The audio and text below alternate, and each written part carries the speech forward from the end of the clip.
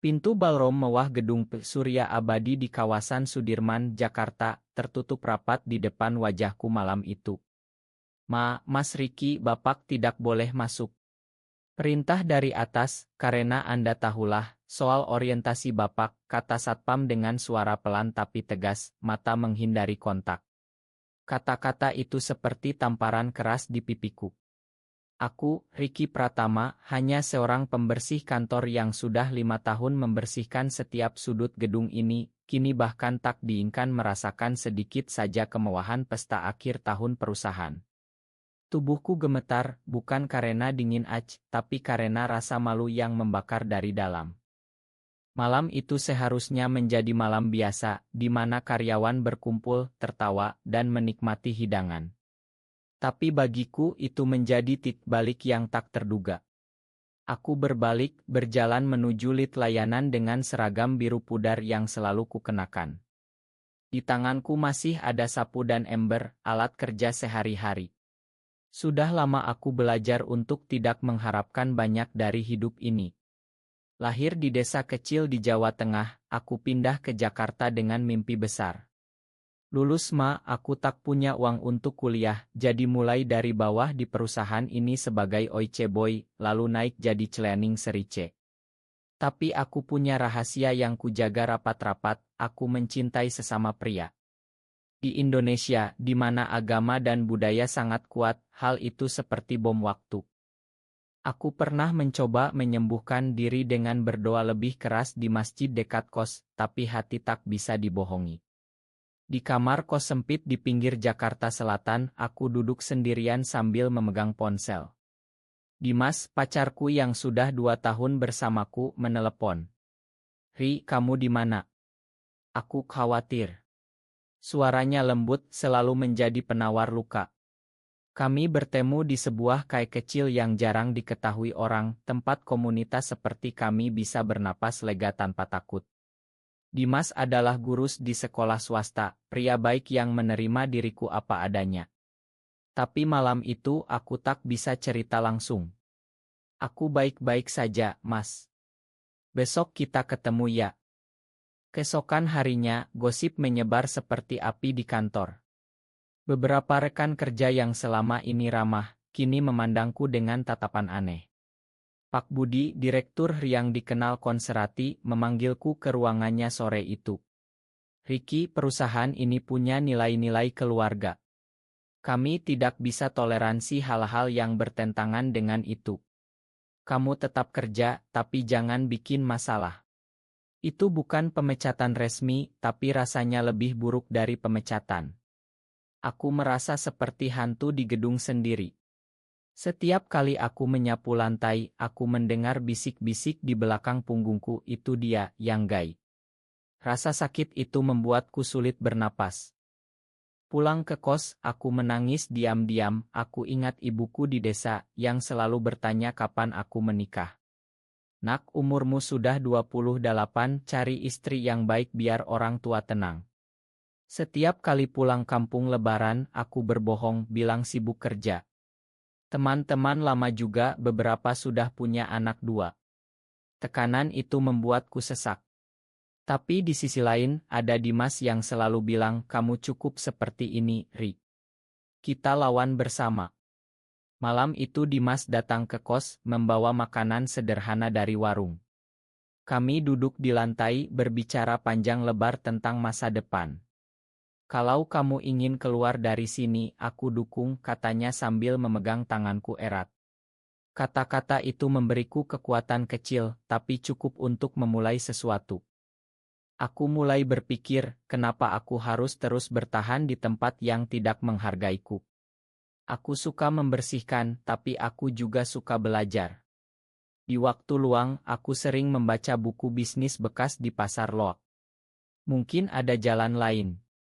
Hari-hari berikutnya, aku tetap bekerja dengan senyum, tapi di dalam hati aku sudah merencanakan langkah. Aku tak mau lagi menjadi bayangan. Aku ingin menjadi seseorang yang bisa bangga dengan dirinya sendiri, apapun orientasiku. Malam sebelum aku mengajukan resign, aku berdoa di masjid, meminta petunjuk. Angin malam Jakarta seolah menjawab, berubahlah. Dan aku memutuskan besok aku akan keluar. Pagi berikutnya, aku masuk ke ruangan Pak Budi dengan surat resign di tangan.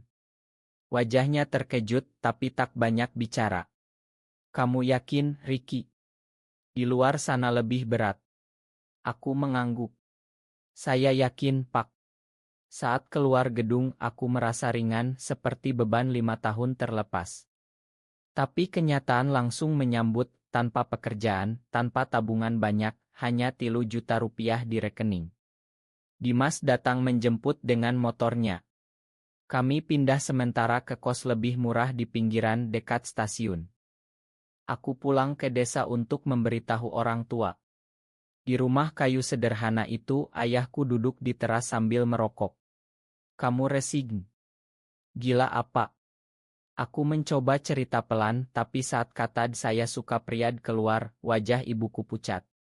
Ayahku berdiri, suaranya menggelegar. Kamu bawa malu ke keluarga. Pergi, jangan pulang lagi sebelum kamu berubah. Pintu ditutup keras. Aku berdiri di halaman, air mata mengalir. Dimas menunggu di luar kampung memelukku tanpa kata. Kita mulai dari nol, Ri. Kembali ke Jakarta, aku mulai kursus malam gratis tentang manajemen bisnis di pusat komunitas. Siang hari aku kerja serabutan membersihkan rumah-rumah orang.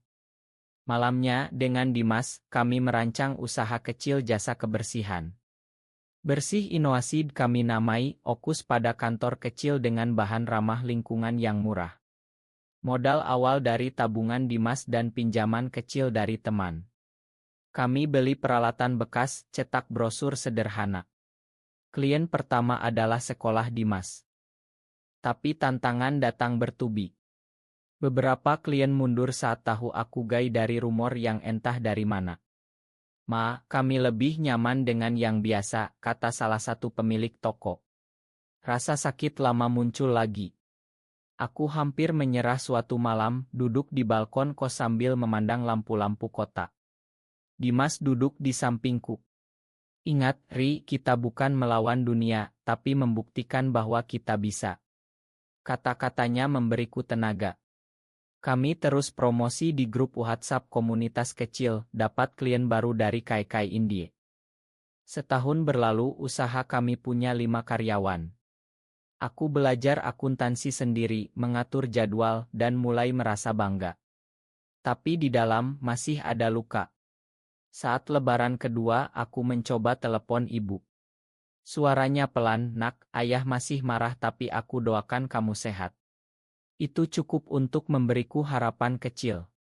Dimas dan aku semakin dekat, kami berbagi mimpi membangun rumah kecil suatu hari. Bisnis mulai stabil meski belum besar. Aku tahu ini baru permulaan. Tahun ketiga, Bersih Inovasi sudah punya 20 karyawan dan kontrak tetap dengan beberapa mal kecil. Aku belajar dari kesalahan, menerapkan sistem aplikasi sederhana untuk jadwal pembersihan. Dimas mendukung penuh, bahkan ikut membantu desain logo di waktu luang. Hubungan kami semakin dalam, kami tak perlu kata-kata mewah, cukup duduk bersama di warung kopi malam hari, berbagi cerita hari. Tapi ada ujian. Seorang investor potensial mundur setelah tahu orientasiku dari berita kecil di media lokal tentang pengusaha muda gay.